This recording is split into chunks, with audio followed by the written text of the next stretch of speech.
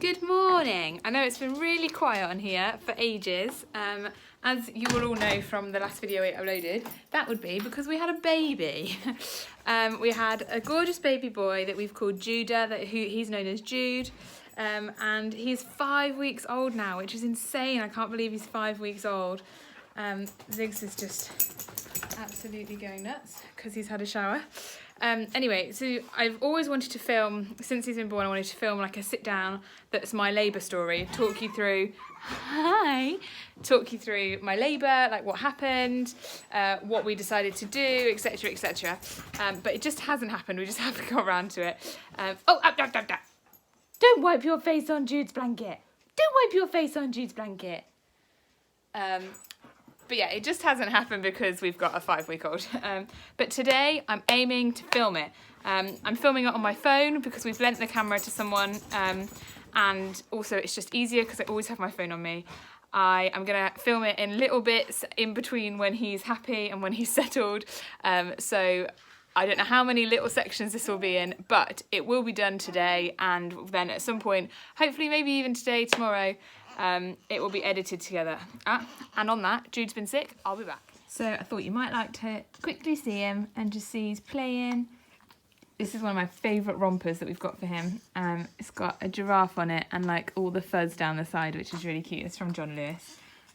He absolutely loves this book. If you're going to have a baby, oh dear, that could have ended badly, couldn't it? That could have ended badly, couldn't it? I highly recommend. It's called Baby Sees Patterns, and it's just got loads of pages like this in it, which is obviously really good for them because for ages all they can see is like high contrast stuff. He absolutely loves it. So this video I'm going to talk you through my labour, going to share my labour story I guess, and then probably like 2 weeks ago now I put on my Insta story that I was going to film this video, and if anyone had any questions to put them in a little question box and I'd answer the questions. So once I've talked through the labour story, I will then answer those questions. So yeah, hopefully that will work. Siggles, what you doing? What you doing? Crazy. Okay, it's later in the day now. I've been to Slimming World with Ben to support Ben. I've took Jude to the doctors and we've had lunch and I've fed him and he's now asleep. So I thought I'd film however much more I can film while he's still asleep. So yeah, he's just sleeping in his chair down there. So if you hear squeaks and stuff, that'll be why.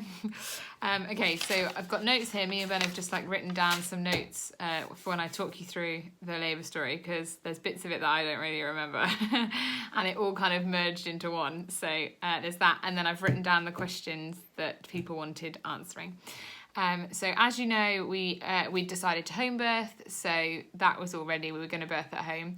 I don't know if we'd mentioned, if you follow me on Instagram, you will know that we did hypnobirthing, which sounds weird and voodoo. It's not. I highly recommend going to look at the Positive Birth Company if you want to know more about hypnobirthing. That's the company we did it through. They have a digital pack, so you just do you do the course online, and I think it was £40 for this online course, and that was everything. All the videos, you just watch it as many times as you want at your own pace. You can watch them again and again, or you can just watch them once, and it was brilliant. So that teaches you all the science of labour and what is happening, and I loved that bit. Like, I loved knowing the science of what was going on, and then because you know the science of what's going on and the different hormones that are doing different jobs and the different muscles that are doing different jobs, you then get taught how to work with your body, not against your body. A lot of what happens traditionally in a hospital actually goes against what your body is trying to do.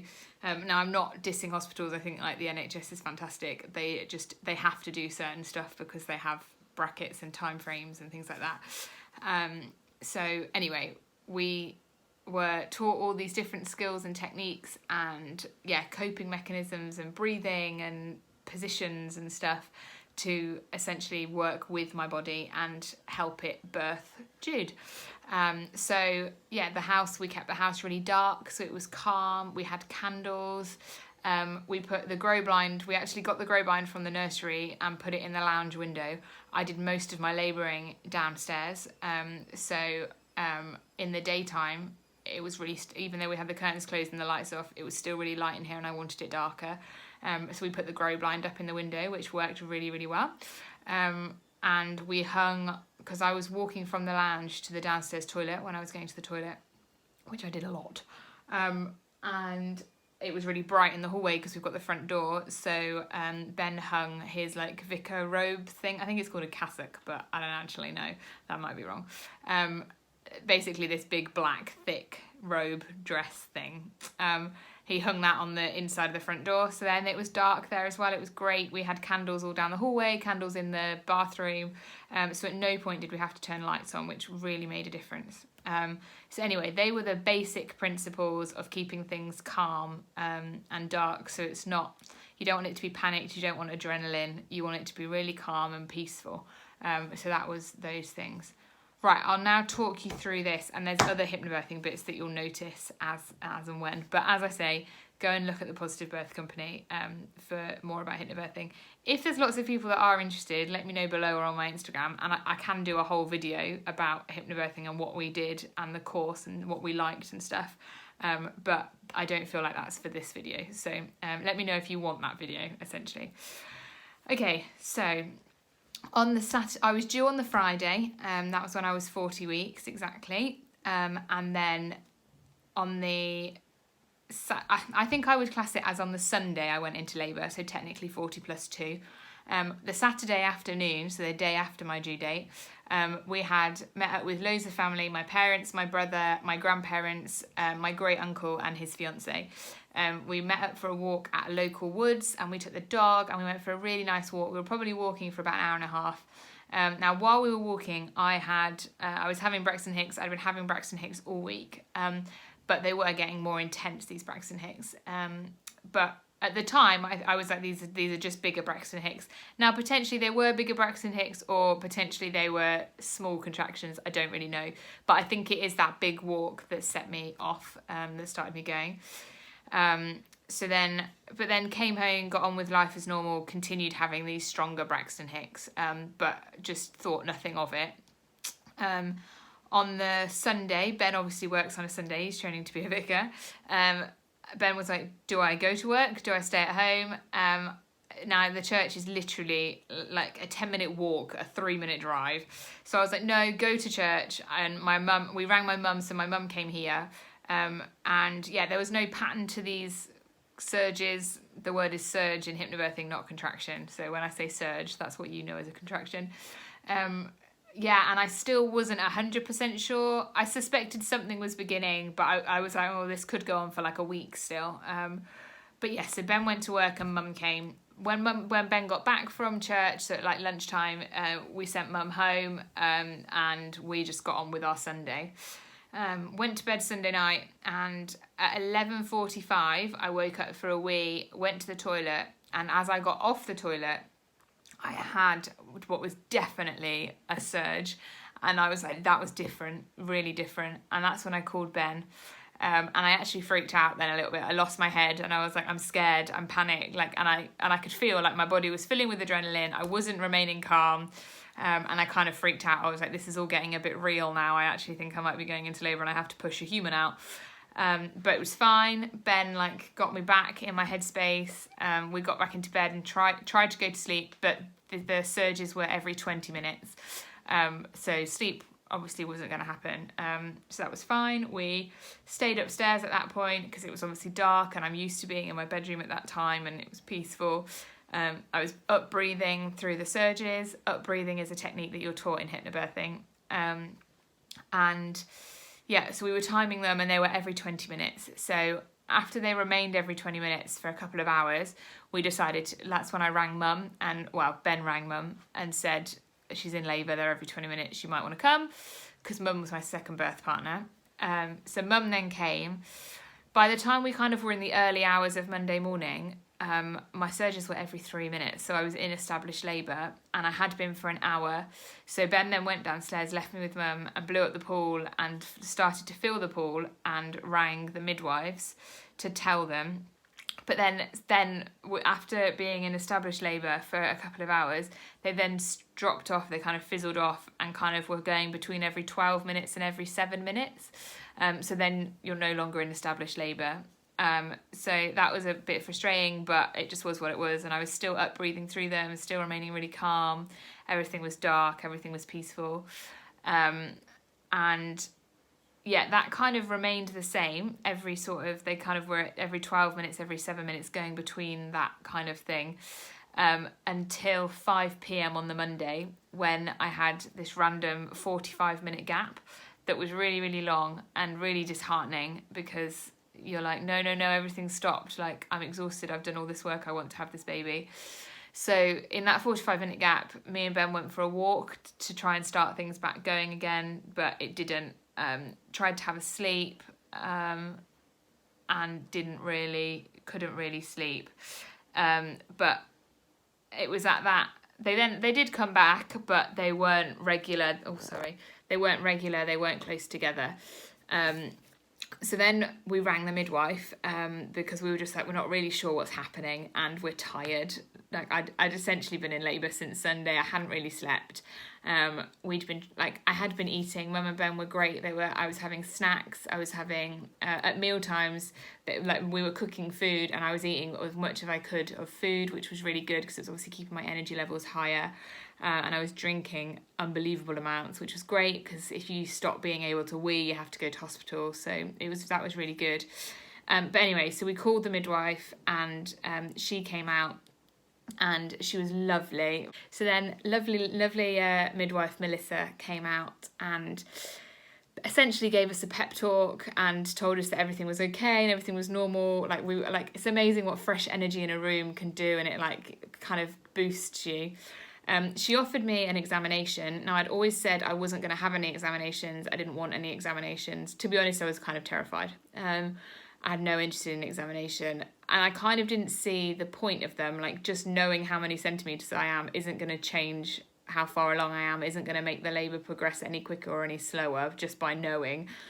But at that point, I was like, no, actually I do want to know, because if I've hardly dilated, if my cervix hasn't like moved forward, if it hasn't shortened, if it hasn't thinned, then I can't. And then to be honest, then I was like, I want to transfer in because I want more drugs. So I had an examination, and that was actually, I think, one of the best decisions that we made. We used what Hypnobirthing calls your brain, which is a framework for making really positive decisions. BRAIN stands for benefits, risks, alternatives, instinct, and nothing. So you weigh all of that up essentially. So that, yeah, having that examination, I think, was a really good, great decision, because by having that examination, she told us that my cervix had moved completely forward. It was completely shortened and was paper thin, which is what it needs to be. And I was 4 centimetres. Now that was super, super encouraging, because we knew from the hypnobirthing course that getting from nothing to 4 centimetres is what takes the time, because your cervix is moving, it's thinning, shortening and it's thinning, and that's what takes a lot of time. Once you've done all that and you're at 4 centimetres, essentially you've done the hard work. So I knew that already, but then the midwife said that to us, reaffirmed that to us, and that gave us a real boost. She offered to stay, but we were like, no, that's fine, you go, we'll ring if we need you. Before she left, she recommended getting some sleep while the gaps were still a bit longer, because she was like, it's not going to be long now, you've done the hard work, try and get some sleep while you still can. So we tried to go and sleep, but almost immediately I was having 3 surges in 10 minutes, so they were really close together, and that's what you're aiming for established labour. So in theory, once you're at 3 and 10, you ring them back and say we're in established labour. Now, because we'd been in and out of established labour so much by that point, Ben was like, no, I'm not ringing till you've been in established labour for at least an hour, because we didn't want to ring and then it all stop again, which was kind of hilarious. But we were both all 3 of us were like, it will just stop. We've been here. It doesn't mean that it's happening. So anyway, I was having 3 and 10 then. I don't know if I said, the midwife came at 5. She probably left at 6:30. it was then 8 p.m. by the time we rang the midwives and said that we were having 3 and 10. We thought we were in established labour. They were like, great, that's amazing. Do you want us to come now, or do you think you can last another hour? Ben asked me, and I said, I think I'm good for another hour. So they didn't come. They would have come if I wanted them to come. It was always up to me, and whatever I'd have said, they'd have done. But I was like, no, I think I'm good. I felt strong. I felt positive. Which, hilariously, I was good in my defence for like 40 minutes. But then I just lost it. In hindsight, that was transition, which we'd learnt about on the hypnobirthing course. And Mum and Ben were saying, don't worry, Em, like, remember, this is probably transition. We know this is going to happen. But in the moment, like, I couldn't process that. I didn't lose it as in I was overwhelmed. It wasn't like suddenly 100 times more painful or anything like that. Like, I just mentally lost it. I was sobbing like a baby, like howling. I was saying I was exhausted. I couldn't do it. I didn't want to do it anymore. Like which is classic transition. At 9 o'clock, after they'd kind of calmed me down a bit, they rang the midwives back and said that we're still 3 and 10 and that they suspected I'd gone through transition. And they were like, great, we'll be with you in half an hour, which is brilliant. Things then got intense. The surges remained the same kind of space, 3 and 10, but they definitely had ramped up a notch. And they had changed. Like, I could feel the pressure, instead of it being like a tightening and it's almost drawing up, which hence the up breathing, and that's your first stage of labour. I definitely had gone through transition because I could feel that then it was a downward pressure, which is then the down stage of labour and your usual down breathing, all from the hypnobirthing. But that, like, they got intense, and that's when I was like, no, this is definitely happening. Up until that point, I don't think I believed I was in labour, because I didn't let myself believe it, I don't think. Whereas at that point I was like, no, this baby is coming out. And they were intense. But anyway, so we'd rang the midwives and I was like, it's fine, I can do this for half an hour until they come. And I knew they'd bring gas and air. And once they were here, I could get in the pool. Although I could have got in the pool before they were here, but I don't think I believed I was far enough along to get in the pool until they told me, so I didn't want to until they got here. But anyway, so they were like, we rang them at 9 and they said they'd be with us in half an hour. They got here at 10:30 because the motorway was closed, and our town, there's like 3 different ways you can get into the town, 2 of which they were closed. We didn't know, so we couldn't warn them. So bless them, they had to come a different way because the motorway was closed. And the first 2 ways they tried to get into the town, they couldn't get into either. So they were really stressing because they were worried that I was going to have the baby before they got here. I was unaware. I was just like, where are the midwives? Are they coming? And Mum and Ben were like, yeah, they're on the way, don't worry. They said they'd be half an hour, because like I have no concept of time at this point. So they're just essentially lying through their teeth to keep me calm. Unbeknownst to me, they're freaking out because Mum is the same as like, this baby is coming and it looks like we might have to deliver it. But anyway, that was not a thing, and I didn't know, and I was super calm through the whole thing. And yeah, they then got here at 10:30, which was great. 2 midwives arrived, Claire and Lucy, who were like absolute angels, knights in shining armour by that point. Because again, we all needed a bit of a boost. And because it was obvious that it was happening, it was nice to know that there were a couple of people in the room that kind of knew what they were doing. So yeah, they arrived, and Claire offered me another examination, which I accepted because, again, like I said before, I was struggling to believe that it was happening, and I didn't want to get in the pool if it wasn't the right time, because sometimes if you get in the pool too early, it can actually stop everything. So anyway, me and Ben used the brain framework again, and we had another examination, which again was brilliant. And I was 7 centimetres, so I'd gone from 4 to 7 really quite quickly. And I could get in the pool, I could use the gas and air. I was in the pool, and I was, unbeknownst to me, the pool wasn't the right temperature. So all around me, people were getting buckets of water out of the pool and putting hot water in the pool, but I wasn't really aware of that, to be honest. I was just like up breathing through the surges with the gas and air, as well, and was kind of unaware of any of that, and just remaining really calm and staying in like my headspace. Gas and air was delightful by that point, like totally needed it, because I'd done the whole thing up to then on 2 doses of paracetamol and a TENS machine. So by that point, the gas and air, to just take that edge off, was delightful. So yeah, went in the pool. While I was in the pool, my waters broke, and I felt them break in the pool, which was weird. Like, I felt a pop, which I'd read and like been taught about how some people feel a pop, and so I knew what it was. It wasn't like it didn't scare me or anything. I knew what it was. It was just a very bizarre sensation. Thankfully, there was no meconium in the waters. The waters were fine, so I could stay at home. If there's any meconium, we'd have had to transfer. But there was no way you were getting me out of that pool, so that was good that there was no meconium.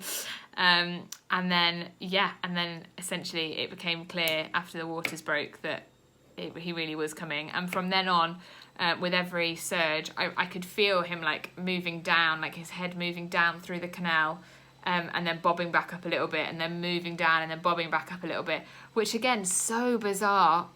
But we'd been taught about it in the hypnobirthing course. I knew that was what to expect, so I knew what was happening. It was actually really encouraging to feel that, because you're like, oh, he's making his way out, like he is on the way. This is going to be over. I was literally just floating around in the pool, and because I was so tired by that point, because it had been so long, I hadn't slept in however many days. I was literally just floating or sitting where my body was landing, which worked for me at the time, and it's what I needed to do, but technically, like, it wasn't the best birth position. The best, you're taught about UFO, upright, forward and open, so you've got gravity on your side and all of that, and it's the best, it's just being in the best position to help your body, working with your body. And it wasn't really very UFO-y, but I just had to do what worked for me at that time, and that was fine. So he was bobbing up and down the canal, and then I could feel there were probably 3 or 4 surges where with each surge I could feel him crowning. That was an experience, I'm going to be honest. That's described as the ring of fire on the hypnobirthing course, and that's what I'd read about when I'd read hypnobirthing birth stories and things. And that's no joke. And then the next surge, his head popped out, and that was bizarre. Like, it was just like this explosive feeling down there, and then all of a sudden I had quite the relief, because his neck is way smaller than his head. So then I couldn't feel anything. Like, as soon as the surge had finished, I couldn't feel anything. And so his head was out then, and the midwives were like, do you want to look? Do you want to see his head's out? And I was like, no, I really don't. I really don't. I just didn't want that image in my head for the rest of my life. So I didn't look. Mum and Ben were obviously looking, but I had no desire to see that. His eyes were open, and he was like looking around while underwater while his head was out. And the midwives were like, I've never seen anything like this. So that was kind of bizarre, that he was awake and alive. I was like, he's a real human. But yeah, I didn't look. I didn't want to see that. Then there was quite a big gap between his head coming out and his body coming out. Apparently, again, I was completely unaware of this at the time. They took his heart rate, because while you're in the pool, they take their heart rate quite regularly anyway, and he'd been really chill the whole time. But they checked his heart rate like normal once his head was out, and the gap was and it became evident that there was going to be quite a big gap. They checked his heart rate again, and apparently they said, oh, I think he's getting a bit tired now. I think we need to get the baby out. Which I have no recollection of that at all. I was unaware of that at the time. I was completely in my zone. So then when that happened, the midwives and Ben and Mum, I was like I guess I was sitting in the pool really, like led back, which is like the worst position to give birth in. So they then kind of flipped me over to be like on all fours. And so I had my arms on the side of the pool, and then like was on my front.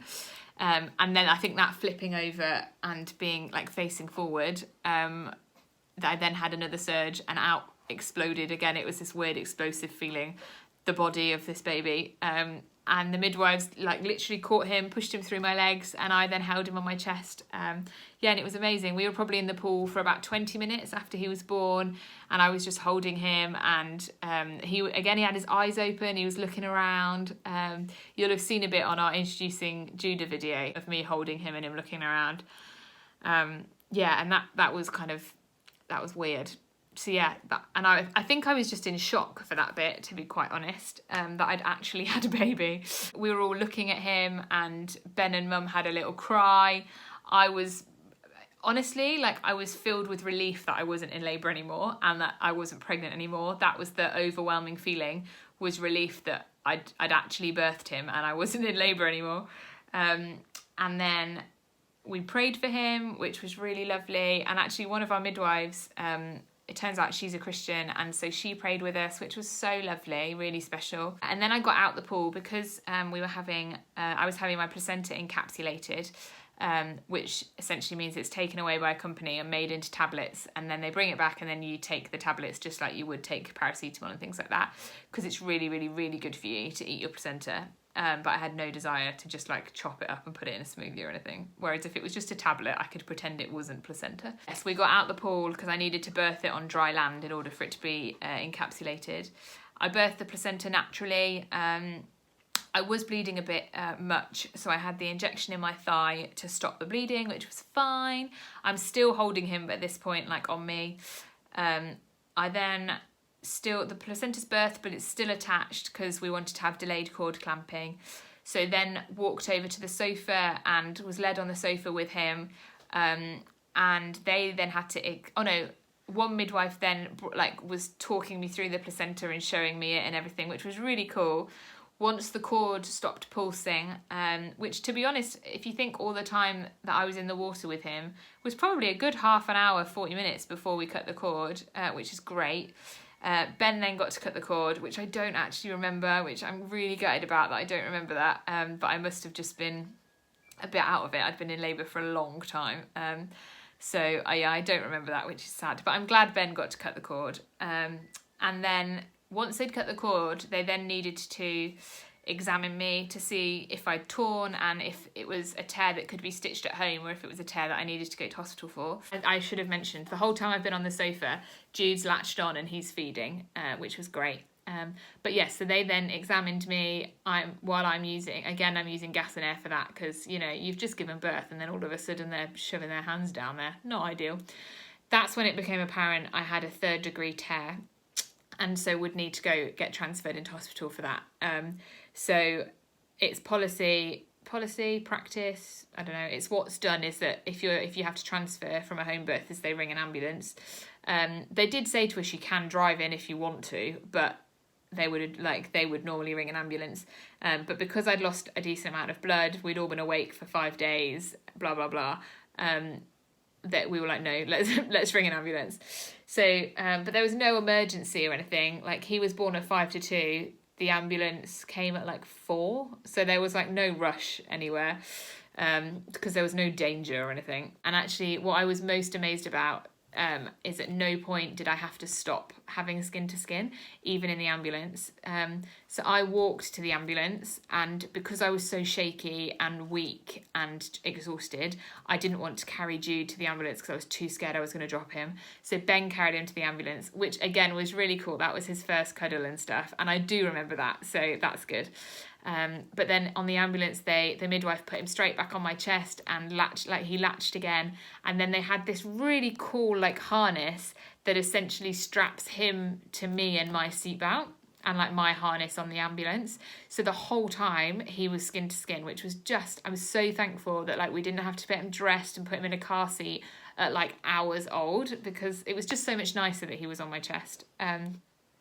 Yeah, and then we went to hospital. The midwives came with me, and the midwives actually stayed with me longer than they had to, and they were just incredible at supporting me and getting me through with my anxiety and stuff.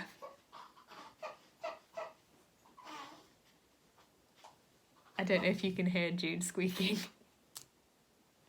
He does these stretchy things in his sleep and squeaks.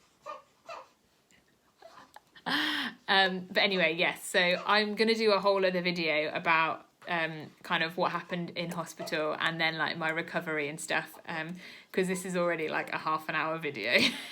So I'm going to do a separate video on my recovery and the postpartum stuff. So that was my birth story, really. That was my labour story. And I'll now quickly answer these questions. The first one was, why did we have a home birth? I have always hated hospitals. I love going to hospital for other people. I think that's really cool and like interesting. I hate hospitals for me. I have anxiety disorder, as you guys know, and hospitals have always been a major trigger for me. Also, labour is like a completely natural, safe process, and if I'm in a hospital, in my head that says danger, and it doesn't need to be dangerous. And so if I stayed at home, I knew I'd be calm, and I just knew I'd have a better labour if I was at home. So that's what we did. Where did we hear about hypnobirthing? To be honest, I think the first time I heard about hypnobirthing was a couple of years ago, either on Giovanna Fletcher's YouTube channel or potentially on her podcast. So she used hypnobirthing, I think, for all 3 of her births. That might be wrong. And then, yeah, so her talking about it, I then looked at hypnobirthing and have watched many other videos from other people that have hypnobirthed and things like that. And it all kind of escalated from there. Did hypnobirthing work? It definitely worked. If we didn't have hypnobirthing and the techniques to stay calm and all of that, and we'd been in hospital, I'm honestly convinced I'd have ended up in a like unplanned C-section. I don't think I'd have coped, and I think everything would have just escalated really quickly. Yeah, so yeah, 100% it worked. I would highly recommend hypnobirthing. I would do it again. I don't have no desire to be pregnant again, but labour wouldn't bother me at all to do that again. How did the midwives look after me during the birth? So obviously I've explained a little bit in the birth story of what the midwives did or didn't do. It's really up to you and your partner, or like your birth partner or your husband or whatever, how the midwives look after you. It's essentially what you ask for. The midwives can be as involved as you want them to be, or as not involved as you want them to be. We, because of what we wanted and because of hypnobirthing, we essentially wanted them to be there, but we didn't want them to do any coached pushing or anything like that. Always awake. But yeah, so you ring them whenever you want them, you ask them to come out whenever you want, and that's fine. They will do an examination if you want an examination. They will not do an examination if you don't want an examination. Really, it's totally up to you how they look after you during the birth. So for me, they looked after me exactly as I needed in the moment, and as I wanted, and as I asked for, which was great.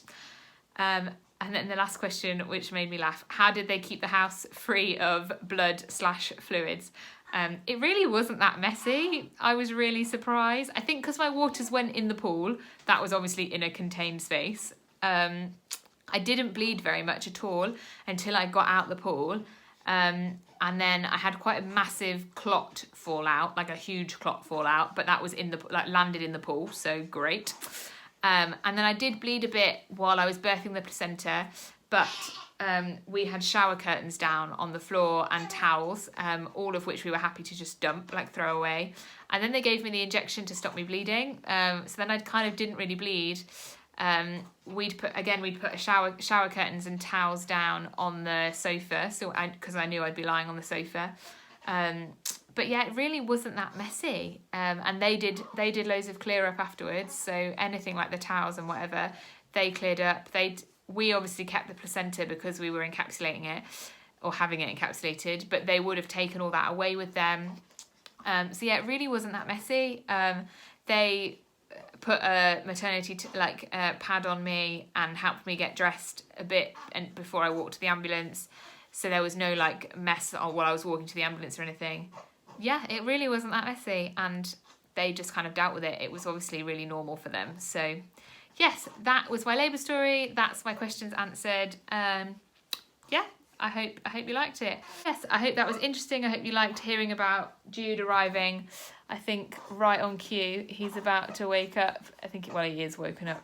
So yeah, I think we're going to go and have a snuggle and probably feed again, maybe. Let's be realistic. I'll see you soon.